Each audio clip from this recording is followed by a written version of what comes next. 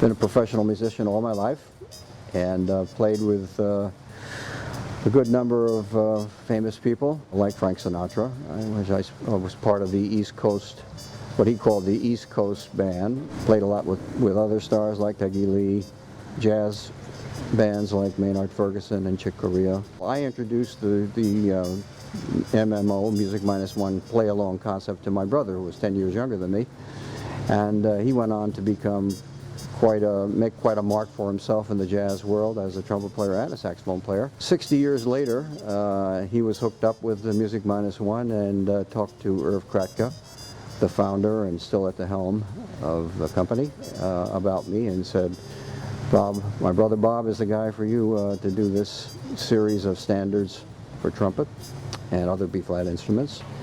And that's pretty much how it all came about. The great difference between those early Music Minus One recordings and what I've done here is that I've turned it into a mini course along with being background recordings to play along with. At this stage of the game, what I've experienced as a professional musician, both jazz-wise and commercially, recording, Broadway, the whole 9 yards, many aspects of the music business as a professional musician. And I get a chance here to share my knowledge, what I've learned, and that's exciting. Today we're going to be working on a few steps of what I call the natural or ear-based approach to acquiring jazz skills, okay?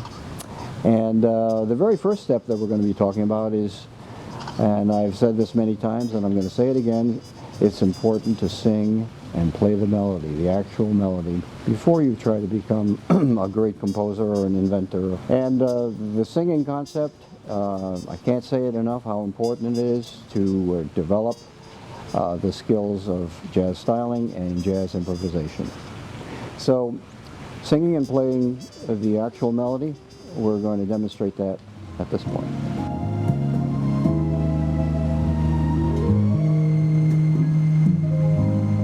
I'm in the mood for love, simply because you're near me. Funny, but when you're near me, and that's it. We're not trying to become great singers, but just firm up the melody in our minds along with the story, the lyrics. Okay, so we've demonstrated the singing part of it and to understand the lyrics and the story. And now we're actually going to play the melody. And we're going to incorporate several steps in here in order to give you a quick overview on it. I'm going to take liberties with the rhythm and the phrasing at the same time. A little bit of embellishments and ornaments also, which we'll talk about in a further time. Okay? So here goes.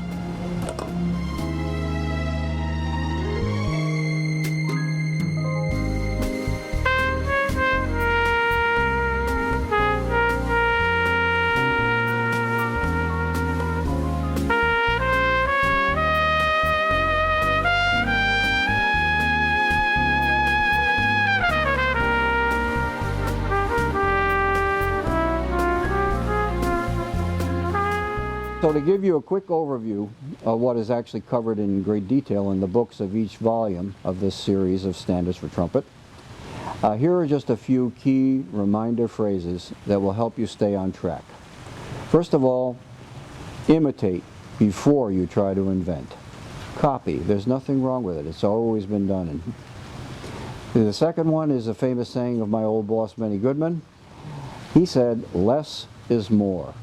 All right, that's a little confusing. What that means in my language is the discrete use of space or silence. Don't try to fill up every space with notes. And perhaps lastly, but maybe the most important and ignored one, which I think of as kind of the secret weapon of the improviser. If you can't sing it, you shouldn't be playing it.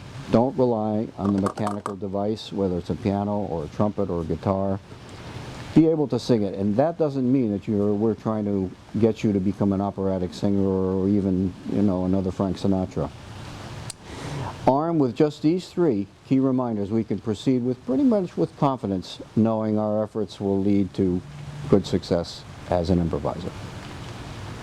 Okay, so if you'd like to learn more about my natural or ear-based approach to acquiring jazz styling and improvisational skills, you can go to my website that's on the screen below, and that's www.naplesjazzlovers.com.